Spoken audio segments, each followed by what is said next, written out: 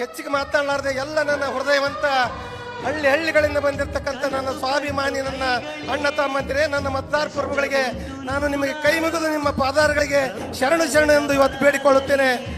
ಬಂಧುಗಳೇ,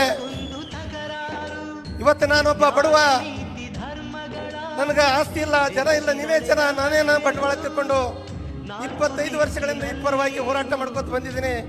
2018 ಇಸ್ವಿಯಲ್ಲಿ ನಮ್ಮ ಕುಮಾರಣ್ಣವರು ಇಂಡಿ ಕ್ಷೇತ್ರಕ್ಕೆ ಬಂದು ನಮ್ಮ ಜನಗಳನ್ನು ನೋಡಿ ನಿನಗೆ ಟಿಕೆಟ್ ಕೊಡ್ತೇನೆ, ನಿನ್ನ ಆರಿಸಿ ಬಾ ಅಂತ ಹೇಳಿ ತಿಳ್ಕೊಂಡು ನನಗೆ ರೊಕ್ಕ ನೋಡಲಿಲ್ಲ, ಹಣ ನೋಡಲಿಲ್ಲ, ಆಸ್ತಿ ನೋಡಲಿಲ್ಲ. ಬಂಧುಗಳೇ, ನನಗೆ ಮತ ಕೊಟ್ಟರು, ನನಗೆ ಟಿಕೆಟ್ ಕೊಟ್ಟರು.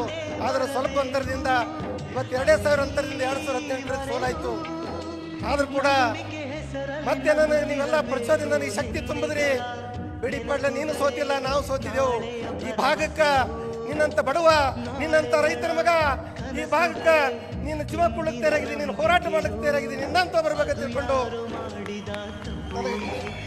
ಬಂಧುಗಳೇ ನನಗೆ ಶಕ್ತಿ ಕೊಟ್ರಿ.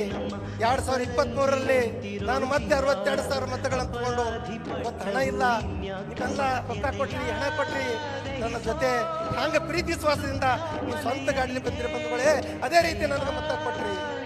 ಯಾವ ಜನ್ಮದಲ್ಲೂ ನಾವು ಮುಂದೆ ಏನಾಗ್ತೀನೋ ಗೊತ್ತಿಲ್ಲ, ಏನಾಗ್ತೀನೋ ಗೊತ್ತಿಲ್ಲ. ಒಬ್ಬ ಬಡವನನ್ನ ಇವತ್ತು ಶಾಸಕ ಸ್ಥಾನಕ್ಕೆ ಕೊಂಡಿರ್ತಕ್ಕಂಥ ನನ್ನ ಅಣ್ಣ ತಮ್ಮಂದಿರಿಗೆ ನಿಮ್ಮ ಋಣವನ್ನು ಹೇಗೆ ತೀರಿಸಲಿ ಬಂಧುಗಳೇ, ನಿಮ್ಮ ಸೇವೆಯನ್ನು ಹೇಗೆ ಮಾಡಲಿ?